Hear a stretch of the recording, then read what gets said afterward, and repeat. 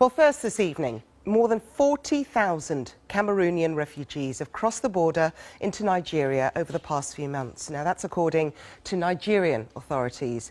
They're fleeing a military crackdown by the Cameroonian government against separatists in the country's English-speaking regions. And there's now a fear that the numbers of refugees could grow. Cameroon's Anglophone minority make up around 20% of the population. That's based mainly in the southwest and northwest regions, as they're known. Since Cameroon was united as an independent country in 1961, English speakers have often complained of discrimination by the French-speaking majority. Well, last year there was a wave of protests which began in response to the use of French being imposed in schools and courts. And some of those protesters took up arms demanding independence for the Anglophone population in a new state to be called Ambazonia. Well, now, thousands arriving over the border in Nigeria are seeking refuge in the southern regions of Benue and Cross River State. And they're saying that they're fleeing from a violent military crackdown. Well, the BBC's Ishaq Khalid visited the area to find out more about what's going on. Rene's family are just one of thousands who have been uprooted from their homes in southern Cameroon. Their village was totally destroyed, and the family was split up whilst escaping the violence of military operations in the region. After trekking for more than a week, Mr. Rene was finally reunited with his wife and children. Now living in southern Nigeria's Cross River State, he tells me it was the worst experience of his life. We were living in our village peacefully. At the sudden, soldiers from the Republic just invaded our community, surprisingly, without us knowing. So, after some few minutes that we hearing sounds of gunshots. So we were running left and right. Some of us would spend about 8 days in the forest. Many here have similar experiences. The Cameroonian government says that the military crackdown is necessary to protect the country's territorial integrity against English-speaking separatists who are demanding a breakaway state. But refugees here say they are traumatized by the violence they witnessed, and now they face uncertainty about their future. We have our independence, I will go back. But the war do not finish, I will not go back because I am afraid of soldiers. Because of that thing, those guns, those heavy guns, I have some pains in my heart now.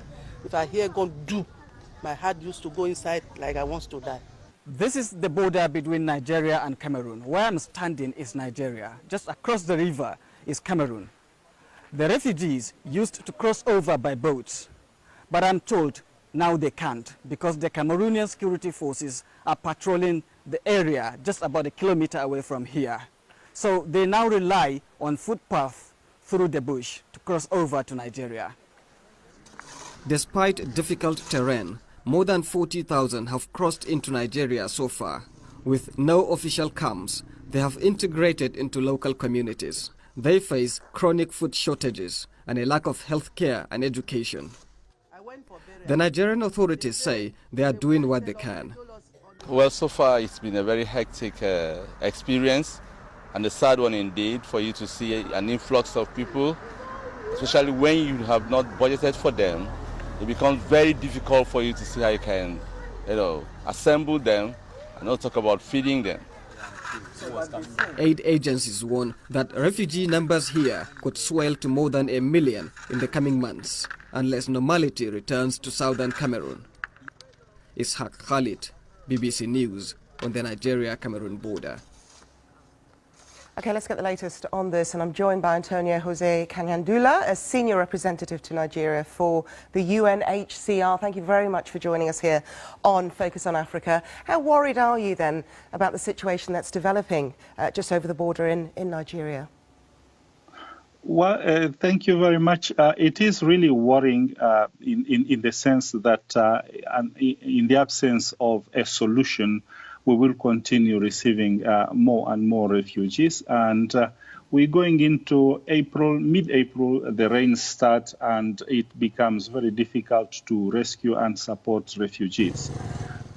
There has been a call to the international community asking for help and assistance. Can organisations like the UNHCR give that assistance? Is that possible? What sort of reaction has there been to this call for help? Yes, we think we can provide that assistance. There is a lot of attention that is being given to this situation, and there are other partners that are joining with us, such as the MSF, Save the Children. We are actually all gearing up to provide assistance as soon as possible. It has started since November. Okay, now, Nigeria this week gave assurances to the Cameroonian government that it would be backing them, and we've seen these the actions taking place already. There have been extraditions of some separatist leaders.